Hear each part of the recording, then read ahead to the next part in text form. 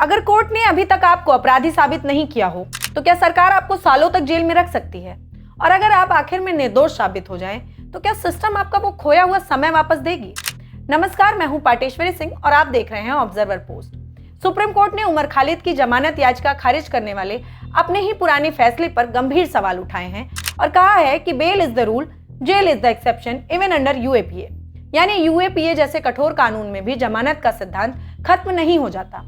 लेकिन सवाल सिर्फ उमर खालिद का नहीं है, सवाल भारत के उस क्रिमिनल जस्टिस सिस्टम का है जहां कई बार सजा अदालत नहीं बल्कि प्रक्रिया देने लगती है। Process itself becomes punishment. दरअसल मामला 2020 के दिल्ली दंगा बड़ी साजिश केस से जुड़ा है।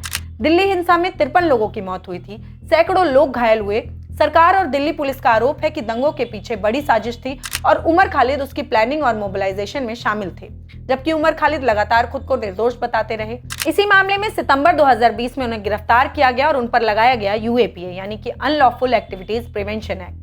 ओरिजिनली ये कानून आतंकवाद और देश विरोधी गतिविधियों से निपटने के लिए बनाया गया था, लेकिन पिछले कुछ सालों में आरोप लगते रहे हैं कि इसका इस्तेमाल सिर्फ आतंकियों पर नहीं बल्कि एक्टिविस्ट, स्टूडेंट, जर्नलिस्ट और डिसेंट करने वालों तक पर होने लगा है।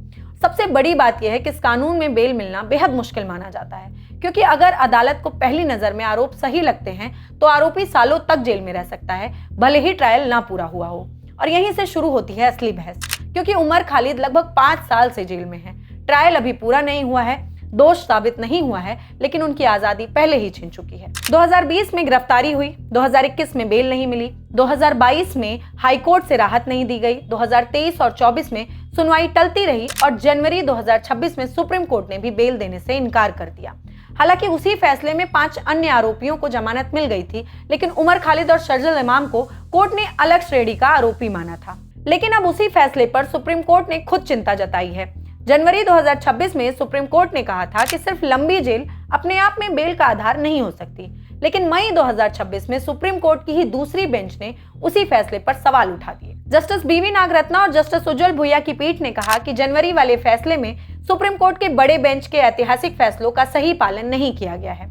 विशेष रूप से कोर्ट ने 2021 के ऐतिहासिक case union of India versus के नजीब का हवाला दिया, जिसमें सुप्रीम कोर्ट ने साफ कहा था कि अगर ट्रायल में अत्यधिक देरी हो रही हो और आरोपी लंबे समय से जेल में हो तो यूएपीए जैसे कठोर कानून में भी उसे जमानत मिल सकती है, क्योंकि स्पीडी ट्रायल यानी कि त्वरित सुनवाई एक कॉन्स्टिट्यूशनल राइट है।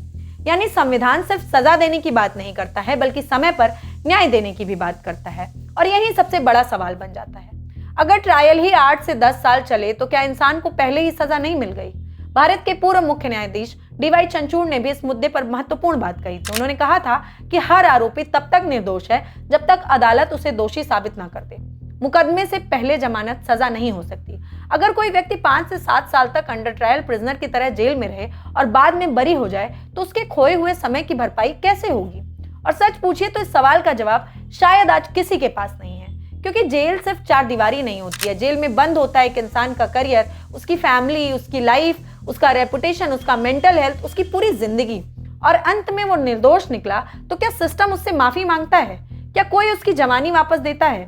यही वजह है कि आज एक फ्रेज बार बार सुनाई देता है, प्रोसेस इज पनिशमेंट, यानी कानून की लंबी प्रक्रिया ही सजा बन चुकी है। लेकिन दूसरी तरफ एक आर्गुमेंट और भी है। कुछ लोगों के लिए उमर खालिद देश विरोधी चेहरा है, कुछ लोगों के लिए वो राजनीतिक कैदी और दमन का प्रतीक है। एक पक्ष कहता है कि देश की सुरक्षा सबसे ऊपर है, अगर दंगे, आतंकी साजिश या हिंसा का आरोप है तो सख्ती जरूरी है। दूसरा पक्ष कहता है कि अगर किसी को दोषी साबित ही नहीं किया गया तो सालों तक जेल में रखना संविधान के आर्टिकल 21 यानी right to life and liberty का उल्लंघन है। और दिलचस्प बात यह है कि सुप्रीम कोर्ट खुद कई बार कह चुका है कि व्यक्तिगत स्वतंत्रता लोकतंत्र की बुनियाद है। अब इस पूरे मामले में राजनीति भी है, आइडियोलॉजी भी है, परसेप्शन भी है। सवाल सिर्फ उमर खालिद का नहीं है, सवाल उस सिस्टम का है जहां किसी इंसान को दोषी साबित होने से पहले ही सालों तक जेल में रहना पड़ता है। क्या भारत में अब प्रोसेस इटसेल्फ पनिशमेंट बन चुकी है?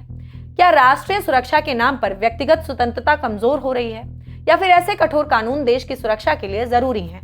क्या भारत की न्याय व्यवस्था में justice delayed is justice denied अब सिर्फ एक कोर्ट बनकर रह गया है? आपकी क्या राय है? क्या यूएपीए जैसे मामलों में सख्ती जरूरी है, या फिर बिना ट्रायल वर्षों तक जेल लोकतंत्र और संविधान के मूल सिद्धांतों के खिलाफ है? कमेंट करके अपनी राय जरूर बताइएगा, क्योंकि ये बहस सिर्फ एक केस का नहीं है, भारत में न्याय, स्वतंत्रता और संविधान के भविष्य की।